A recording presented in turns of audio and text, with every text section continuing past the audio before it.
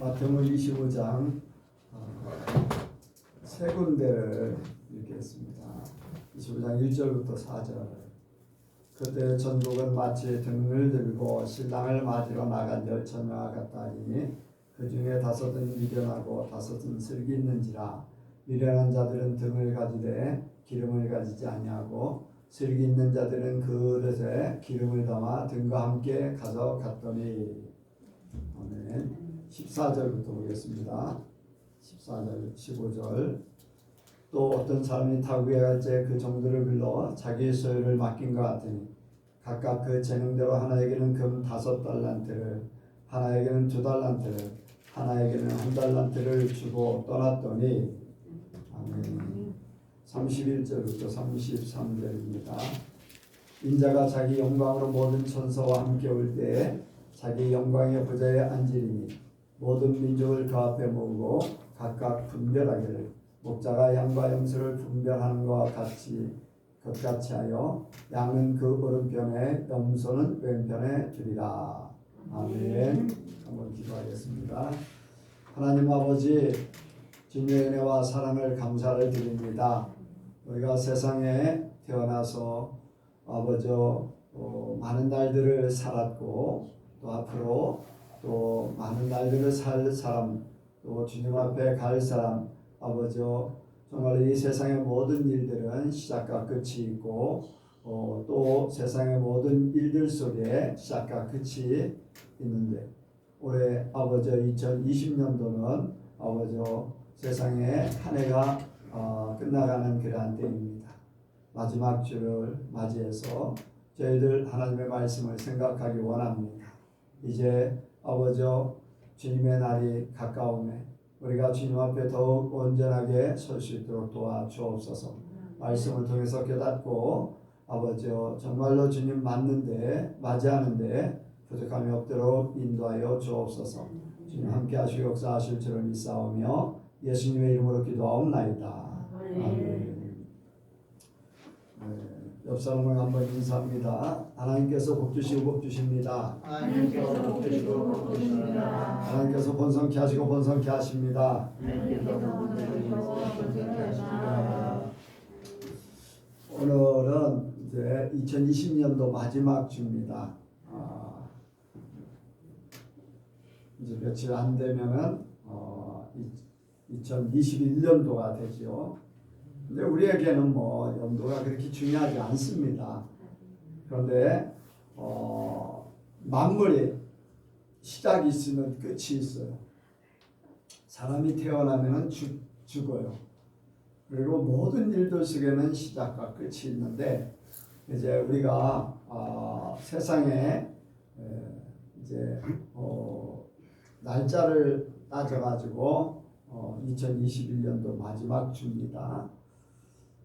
이제 2020년도 첫 주를 시작해서 마지막 주까지 왔는데 첫 주를 시작과 마지막 주 이제 끝 이렇게 생각할 수 있습니다. 성경에도 보면은 창세기에 시작이 있고 요한계시록에 끝이 있어요. 그래서 세상 일들을 통해서 우리가 성경을 또 비유로 깨닫기를 원하고 또 성경 말씀을 통해서 우리가 어떻게 이 세상을 살다가 주님 앞에 갈 것인가 라는 것을 생각하게 됩니다. 그래서 이 세상 일 오늘 마지막 주인데 이제 이 세상의 모든 끝이 사람들에게 끝을 마지막 끝은 어떻게 될까 라는 것을 생각하게 됩니다. 누구나 다 끝이 있어요. 이 세상에서 한번 태어나면은 끝이 있어요. 이제 죽든지 아니면 주님 앞에 죽지 않고 살아가더라도 주님 앞에 서는 그때가 분명히 있습니다.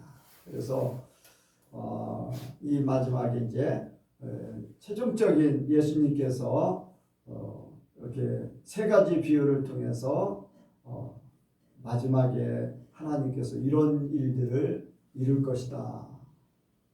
이 세상의 모든 것들에 대한 결론을 이렇게 말씀하고 있습니다.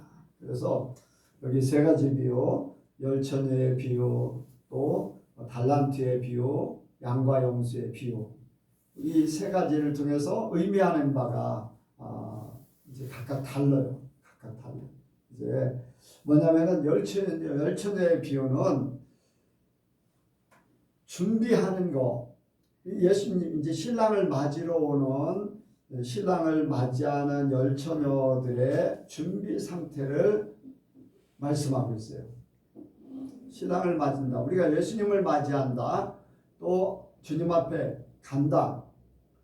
죽었다 살아나는 사람도 이제 초대교회 때부터 지금까지 예수 안에서 잠자고 있는 자들이 언젠가는 다 깨어나서 부활하신 예수님을 재림하시는 예수님을 맞이하게 돼요.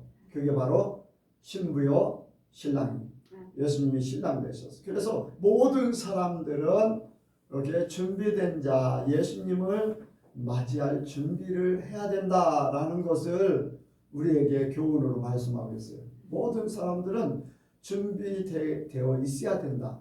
뭐를 준비해야 되냐? 예수님을 만날 준비가 돼야 된다. 예수님을 만날 준비, 하나님을 만날 준비, 준비가 없으면 나중에 문제가 된다. 인생의 최고의 문제가 된다. 이제까지 살았던 모든 것들의 가장 결정적인 순간이 준비된 자와 준비되지 않는 자와 차이가 난다는 거예요. 그래서 여기에 보면은 준비되지 못한 자를 그렇게 표현하고 있어요. 미련한 다섯 처녀를 이야기하고 있어요. 근데 여기에서 이제 믿지 않는 사람들을 하는 게 아니라 이제 믿는 사람들을 예수님이 믿는 사람들을 상대로 이렇게 말씀하는 거거든요. 그래서 믿는 사람들이 이제 혼인잔치를 준비할 때 우리나라는 뭐 요즘에 저녁에 하는 그런 혼인잔치도 있지만은 거의 다 우리나라는 낮에 해요. 그런데 중동에는요 혼인잔치가 저녁이에요. 우리가 성지순례 갔을 때 한번 보니까 요르단에서 그 호텔에 묵었는데 거기에서 혼인잔치가 있어요. 혼인잔치가 있는데 저녁에 이렇게 혼인잔치를 하더라고요. 이제 신랑이 오기 전에 신부가 기다리고 있어요. 그리고 신랑이 친구들하고 같이 오게 돼 있어요. 그런데 그 신부가 준비하는 동안에 남자들은 거기에 절대 못 들어가요. 신부와 그 가족만 있고 다른 남자들은 전혀 못 들어가요. 거기를. 그리고 신랑이 오고 나서 그때 이제 남자들이 같이 가서 이제 이렇게 혼인 잔치를 시작하고 잔치를 벌이는 거예요. 그래서 거기서 보면은 우리나라는 이제 그런 형태로다 먼저 예식장에는 이제 다 같이 있잖아요. 혼인잔치가 준비가 아니 혼인잔치가 아직 혼인이 시작이 되지 않아도 같이 이제 시작 이렇게 해서 그런데 먼저 신랑이 먼저 요즘에는 아니 신부가 먼저 들어가고 신랑이 나중에 들어가고 요즘에는 뭐 그것조차도 없어졌어요. 이제 같이 들어가고 하는데 그만큼 희석이 돼서 그래요. 희석이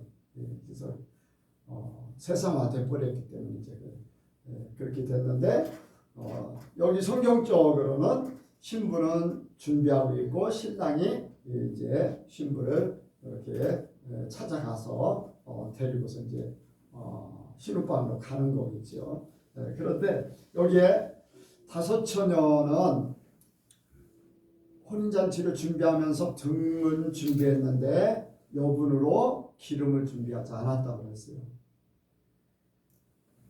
이제 문제는 자기들이 생각하는 그 시간에 신랑이 오면 상관없는데 신랑이 오는 것은 시간을 알 수가 없는 거예요. 시간이 알 수가 없어요. 그러다 보니까 자기들의 생각과 다르게 신랑이 더디 오게 된 거예요. 더디 오게 되니까 등에 있던 기름이 다 떨어지니까 그 기름이 없으니까 이제 등이 꺼져갈 수밖에 없죠. 이것은 외적으로는 준비된 것 같아요. 그렇잖아요. 등이 있고 거기에 불이 붙여져 있으니까 일시적으로는 그런 것 같아요. 그런데 내적으로는 기름이 없으니까 제대로 된 등을 밝힐 수 있는 그런 상태가 아니죠. 자, 그리고 여기에 슬기로운 다섯 처녀가 있습니다. 슬기로운 다섯 처녀는 등을 준비하고 기름도 충분하게 준비를 했어요. 우리들의 생각하고 신랑의 생각하고는 맞지 않을 수도 있다는 걸 미리 생각하는 거예요.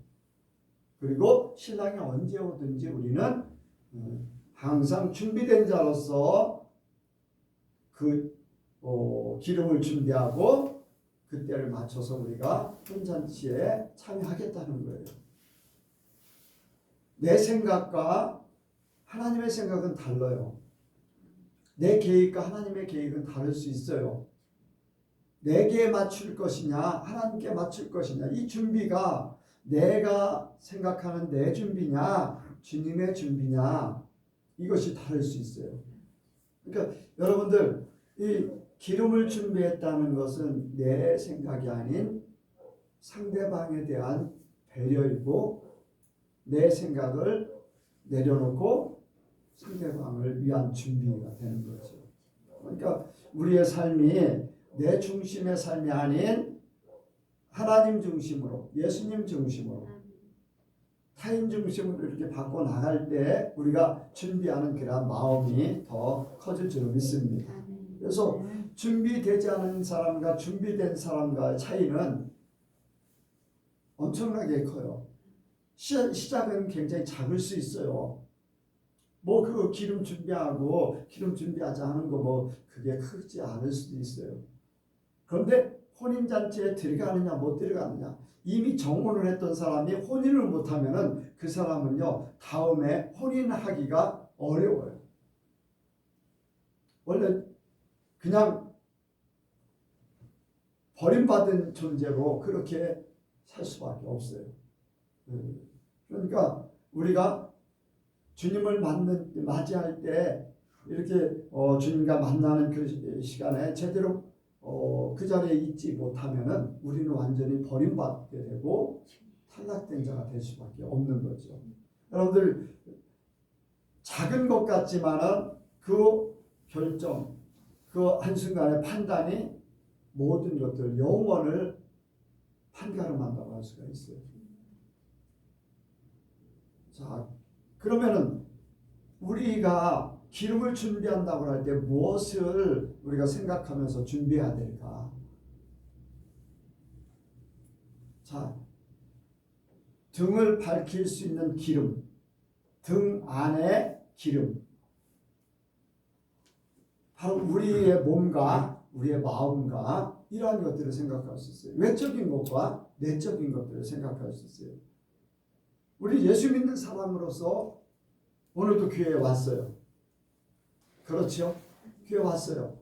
그런데 우리 마음에 성령님이 계시면은 그 성령님으로 말미암아 우리가 성도의 빛을 비칠 수가 있어요. 우리 안에 성령이 없으면 빛을 비칠 수가 없어요.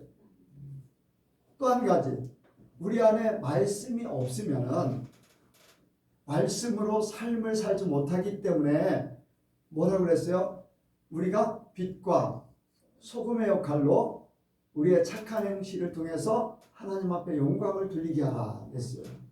우리의 삶이 하나님의 말씀이 아니고 빛과 소금의 역할의 그 삶이 아니면은 제대로 된 하나님 앞에 영광을 나타낼 수 없는 거예요.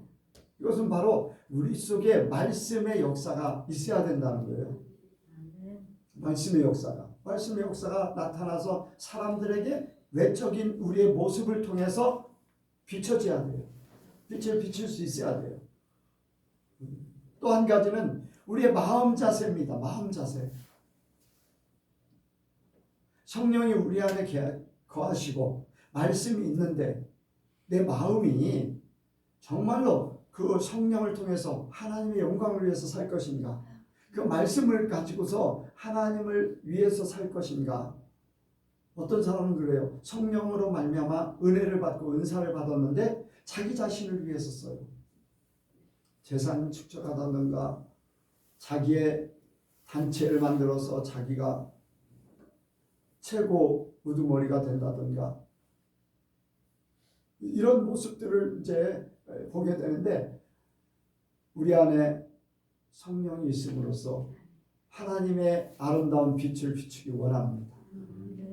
우리 마음 자세가요. 하나님을 향한 마음만이 온전한 기름의 역할을 할 수가 있어요. 그래서 여기에 열처녀의 비유를 통해서 준비된 자가 되기를 원합니다. 저와 여러분들이 성령으로 말씀으로 마음 자세가 이렇게 준비된 자가 될 때 미련한 다섯 처녀같이 혼인잔치에 참여하지 못하는 나중에 기름을 가지고 준비해 가지고 와서 문을 열어달라고 두드리지만은 이미 문은 닫혔고 혼인잔치는 끝났기 때문에 더 이상의 기회가 없어집니다. 미리 준비하지 않으면 안 된다는 거예요. 그래서 우리가 이 모든 것들을 이렇게 준비하는 항상 준비하는 마음을 가지고 살기 원합니다. 우리가 준비하면서 산다고 해서 우리 삶을 못 사느냐? 아니에요. 우리는 하나님의 말씀으로 이 세상을 얼마든지 살 수 있어요. 성령으로 얼마든지 살 수 있어요. 우리의 마음이 하나님을 향해도 이 세상 얼마든지 성공하며 살 수 있어요. 그렇다고 뭐 세상 성공을 얘기하는 건 아니지만은 하나님 안에서의 성공을 분명히 이룰 수가 있습니다. 두 번째로 달란트 비유가 있습니다. 뭐 우리는 이미 다 잘 알고 있어요. 그런데 잘 알고 있는 것을 지키지 않기 때문에 문제예요. 너무나 쉽기 때문에 소홀히 하는 것들이 문제예요. 어떤 사람이 시험을 보는데 이거 너무 쉬워. 이따 풀지. 너무 쉬워 이거. 어려운 문제들 시간 걸릴 것 같으니까 어려운 문제부터 풀어야지 하고 하다가 시간이 다 쫓겨서 쉬운 문제는 손도 못 댔어. 그 사람이 다른 생각을 가졌나요? 보통의 사람들은 어때요?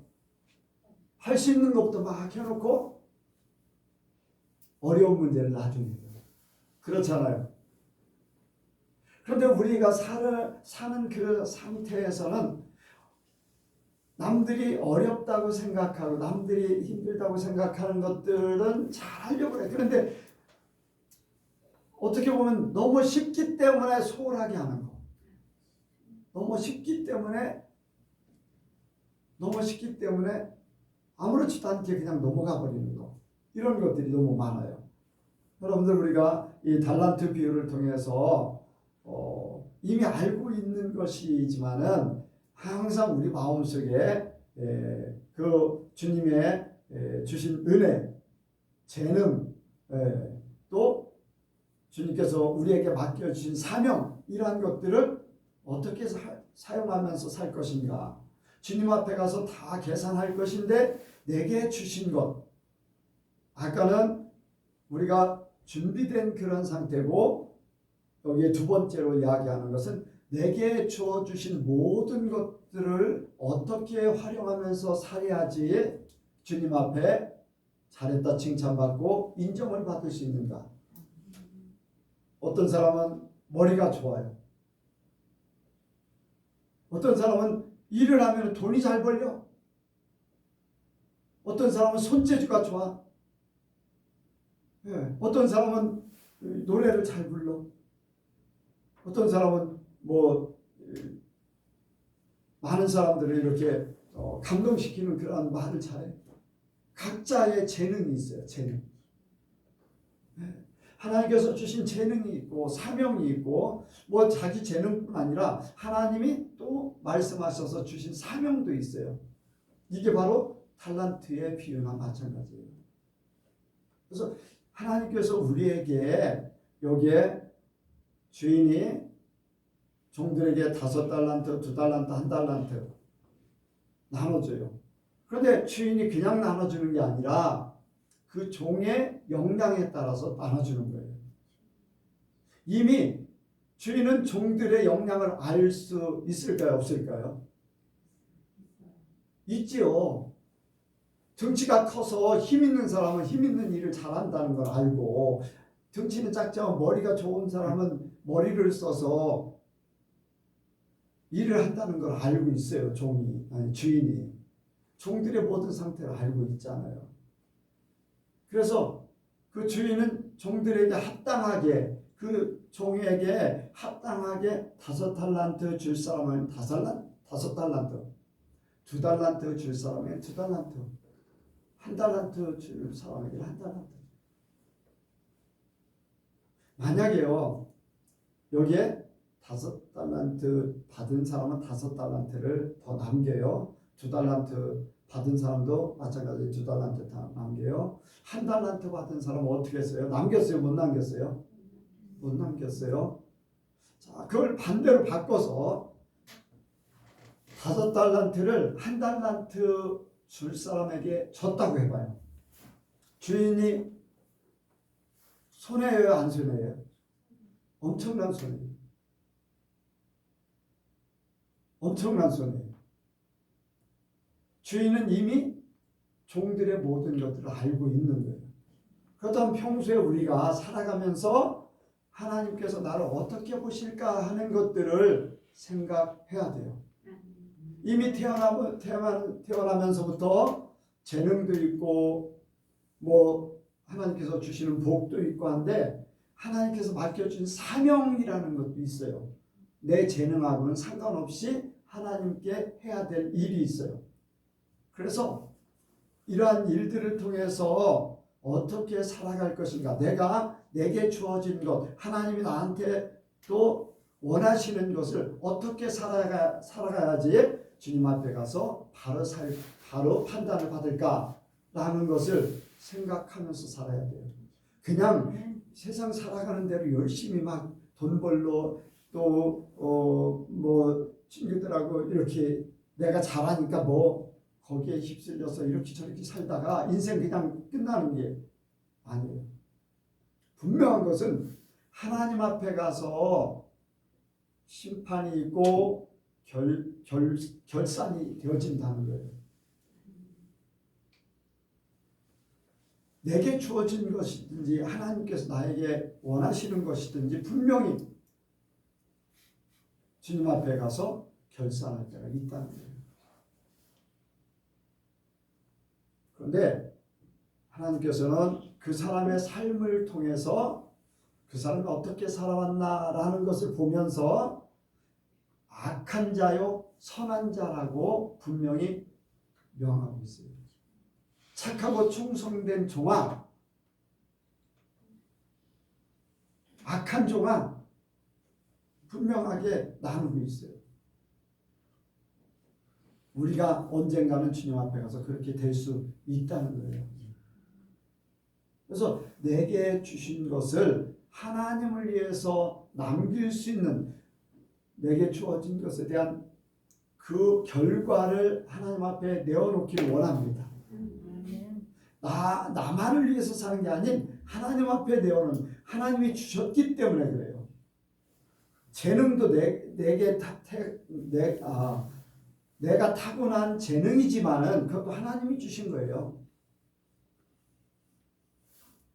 그 외에 하나님이 주신 사명도 하나님께서 주시는 거. 네. 그래서 이것을 남길 수 있는 그러한 사람이 복되다고 할 수가 있어요. 그러면 어떤 사람들이 하나님이 주신 것을 가지고 남길 수 있을까?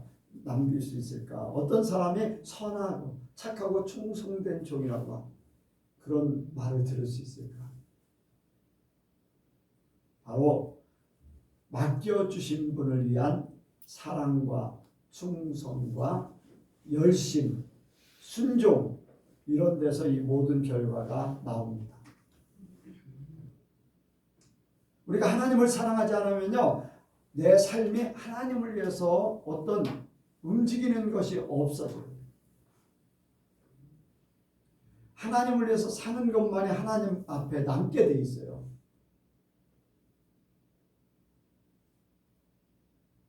지난번에도 얘기했듯이 심은 것마다 심지 않은 것은 뽑아버릴 것이다. 하나님께서 주신 것을 통해서 하나님 앞에 남겨지는 것이 진짜 제대로 된 결과예요. 5달란트가 5달란트를 남겼다는 것은 하나님 편에 주어진 것이지 세상에 내가 재능을 가지고 나를 위해서 썼던 것, 내 명예를 위해서, 내 부를 위해서 썼던 것은 하나님하고 상관없는 거예요. 하나님의 것이기 때문에 하나님의 것으로 돌려드릴 수 있는 모든 조건들이 돼야 돼요. 물질을 많이 하나님께서 주시는 물질의 복을 주셨다 할 때 그 물질 복이 이 세상에서 내가 잘 먹고 잘 살고 내가 부자 되고 내가 모든 것을 지배하는 그런 데에 쓰는 것은요, 하나님이 나에게 물질의 복을 주신 것에 대한 배신이에요. 하나님을 위해서 그 물질을 씀으로써 세상에서는 물질에 대한 그러한 결과가 보이지 않지만은 그 물질을 통해서 하나님 나라를 위해서 쓰게 되면 하나님 나라에 쌓이게 돼 있어요. 그것이 주님 앞에 내어놓을 수 있는 물질의 복에 대한 결과예요. 나에게 주어진 사명, 나는 목사예요.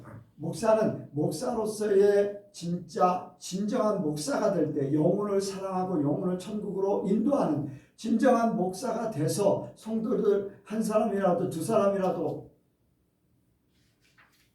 어떤 중국 선교사는 수십 년간 전도를 했어도 선교를 하는데 한 사람만 구원했다는,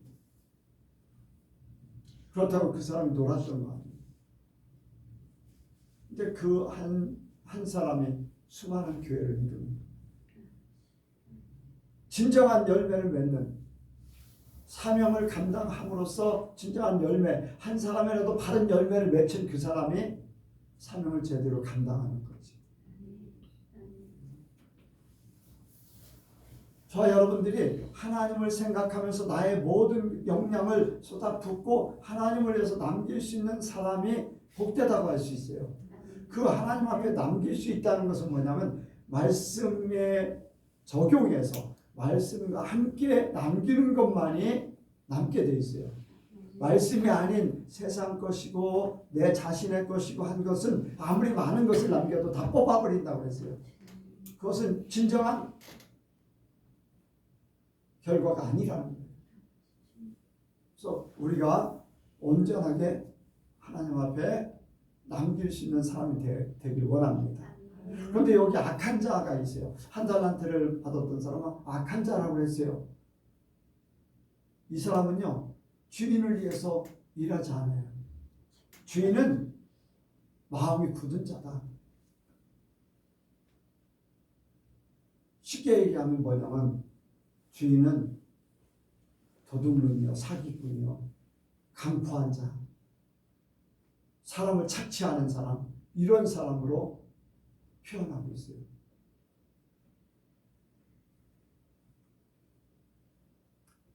바로 주인을 무시하는 거예요. 네. 주인에 대해 부정적이에요. 주인에 대한 사랑이 없는 거예요. 이게 바로 하나님 앞에 우리가 그래요. 악한 자는요, 하나님을 진짜 사랑하지 않아요.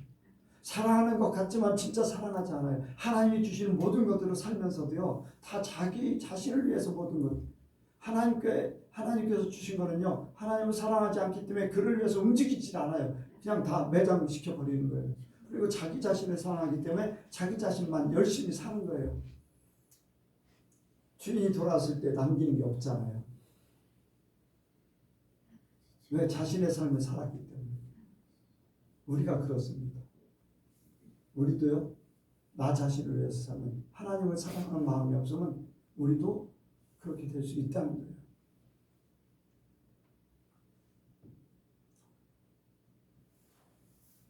이 한 달란트 받았던 사람 생각 속에는요, 주인이 악한 사람으로 만드는 그러한 주인을 악한 사람으로 만드는 당신은 그런 사람입니다. 그래서 당신을 위해서 나는 일할 수 없어요. 라는 것이지. 저 여러분들이 그런 마음이 되지 않기를 원합니다.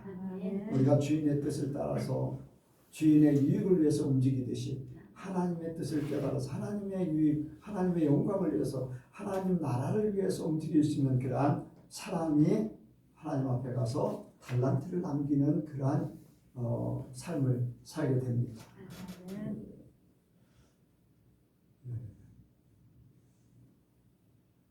빨리 끝내야 돼서 좀 줄여야 됩니다. 마지막으로 양과 염소의 비유입니다. 네. 양과 염소의 비유. 이제 양과 염소를 오른편, 왼편 이렇게 나누는데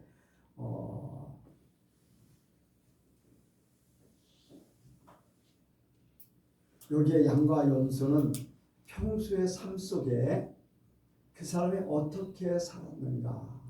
그런데 그 사람의 삶이 여기에서는 무엇을 얘기하냐면 이웃과의 관계를 이야기해요. 우리가 위로 하나님을 사랑하고 하나님의 계명이 그거잖아요. 위로 하나님을 사랑하고 땅에서는 이웃을 사랑하고. 아멘. 하나님을 사랑하는데 이웃 사랑이 없다면 진정한 하나님의 사랑이 될 수 없습니다. 여러분들 고린도전서 13장에 보면은 사랑장이 있어요. 사랑장. 그렇죠? 고린도전서 13장. 그런데 그 사랑은 오래 참고 사랑은 무례하지 않고 사랑은 온유하며 이것이 자기 자신에게뿐 아니라 남에게 하는 거예요. 그런데 이 사랑이라는 단어에 뭘로 바꾸면 어울린다고요? 하나님이라는. 그래서 하나님을 진짜 사랑하는 사람은 이웃을 사랑할 수밖에 없어요. 전에 그랬잖아요.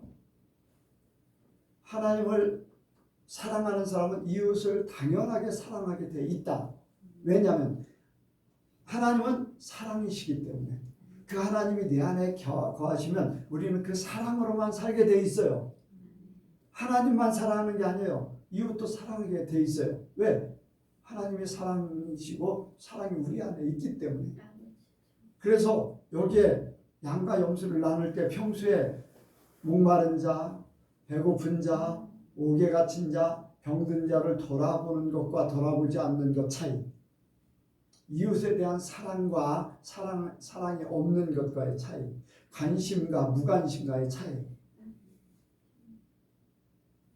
예수님께서도 그런 비유를 말씀하셨어요. 여리고에 내려가다가 강도 만난 한 사람의 비유. 누가 이웃이냐? 이웃을 사랑하라고 했는데 누가 이웃이냐? 왜? 거기에 제사장도 갔어요. 랍비도 갔어요. 그런데 다 버려두고 갔어요. 그런데 이방인 취급받던 사마리아 사람이 가서 그 사람을 돌봐줬어요. 그러면 그 강도 만난 사람의 이웃은 누구냐? 누가 진짜 그 사랑을 가지고 있느냐? 당신들이 무시했던 그 사람이 그 사랑을 가지고 있다. 여러분들, 우리가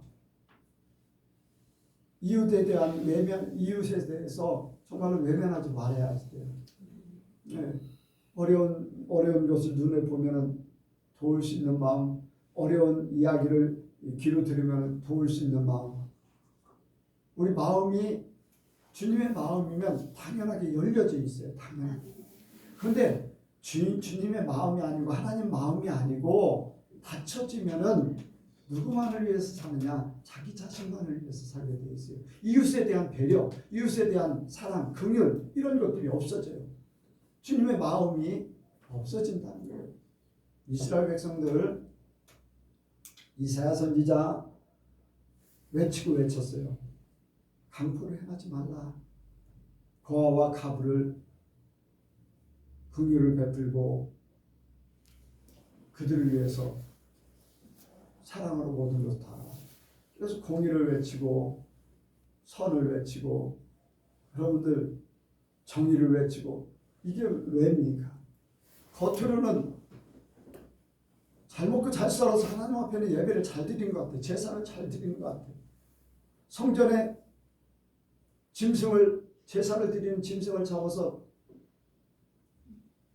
기름 냄새가 진동. 짐승의 피가 개울에 흐를 정도. 그런데 삶은 바르지 못해요. 사람 관계는 제대로 형성이 되지 않아요. 강포를 행한 많은 사람들을 착취한다는 거예요. 부를 축적하고 그래서 가옥에 가옥을 연하고 부를 축적하는 거예요. 가옥에 가옥을 연한다. 오늘날 부동산 투기나 마찬가지예요. 집 있는 사람이 또 집 사고 또 집 사서 다 내 거로 만드는 거예요. 가난한 사람은 계속 가난해야 돼. 집 없는 사람은 계속 어려움에 점점 능동해야 돼.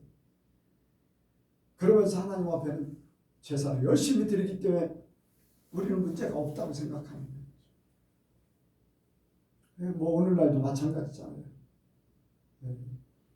근데 하나님이 이 모든 것들을 다 보고 계세요. 너의 마음이 어디 있느냐? 너의 마음이 어떻냐? 나를 사랑하면 이웃도 사랑해야 된다. 왜? 그 속에 바로 주님의 영이 있고 주님의 형상이 있기 때문에. 어떤 세상의 짐승과 식물과 어떤 세상 것과는 다른 하나님의 영이 있는 하나님의 형상이 있는 하나님의 사랑의 대상이 있는 그 존재들을 사랑해야 된다는 거예요. 안 믿는 사람들도요. 여러분들 하나님의 형상으로 만들어진 사람들이에요. 그들이 아직 돌아오지 못해서 그렇지 언젠가는 돌아와야 돼요. 우리가 사랑하지 않기 때문에 그들이 못 돌아오는 거예요. 사랑을 갈구하다가 안 되니까 하나님 믿는 사람을 통해서 사랑을 갈구하다가 안 되니까 다른 종교에 막 빠지는 거예요. 이단에 막 빠지는 거예요. 우리가 제대로 된 삶을 보여주지 못하기 때문에. 하나님이 모든 것 다 보고 계세요. 그래서 우리의 삶이 이웃에 대한 사랑을 품고 살아야 돼요. 눈에 보여져야 돼요. 똑같은 말을 듣는데 어떤 사람은 알아듣고 어떤 사람은 못 알아들어요. 어려움을 겪는 사람들의 소식을 들을 때 어떤 사람은 마음에 담겨져서 그것을 이룰 때까지 그것을 생각하게 돼요. 눈에도 마찬가지잖아요. 어떤 사람이 어려움을 겪는 것들을 눈으로 보는데 어떤 사람은 그냥 안 보는 것 같이 되고 어떤 사람은 그 사람의 눈에 밟혀가지고 머릿속에서 떠나지 않아서 그 문제를 해결해 주고 싶은 사람이에요. 우리 마음이 열려지면은 이 모든 것들이 이루어질 줄 믿습니다. 그래서 저와 여러분들의 삶이 이웃에 대한 사랑을 잊어버리지 말고 살아야 돼요. 예수님께서 말세에 살아가는 성도들의 자세, 말세를 살아가는 성도들의 자세, 주님 만날 사람들의 삶을 말씀했어요. 그래서 마지막에는 이런 일들이 있을 것이고 이런 문제로 주님께서 심판하실 것이다. 저와 여러분들이 주님의 심판에 합당하게 혼인잔치에 참여하고 착하고 충성된 종아 하면서 나와 함께 왕노릇하자 하는 그때가 있고 또 나가서는 오른편의 양과 같은 존재로 하나님의 은혜 속에서 천국에 온전히 들어갈 수 있는 우리 예선교회 성도들이 되길 바랍니다. 아멘. 기도하겠습니다. 하나님 아버지, 우리가 언젠가는 주님 앞에 설 날이 있습니다. 우리의 하루하루의 삶이 평소의 삶이 주님 앞에 다 기록되고 하나님은 다 알고 계시고 우리 또한 그걸 아버지 우리 속에 아버지 그대로 간직하고 있습니다. 하나님 오늘 말씀을 통해서 잘못된 것들은 다 아버지 변화시켜 주시고 깨닫게 하시고 바른 삶을 살게 하여 주옵소서. 그래서 주님 앞에 온전한 삶을 살 수 있도록 인도하여 주옵소서. 주님 만날 때 잘했다 칭찬받는 그러한 아버지 우리 예선교회 성도들 되게 도와 주옵소서. 함께 하시고 역사하실 줄을 믿사오며 예수님의 이름으로 기도하옵나이다. 아멘.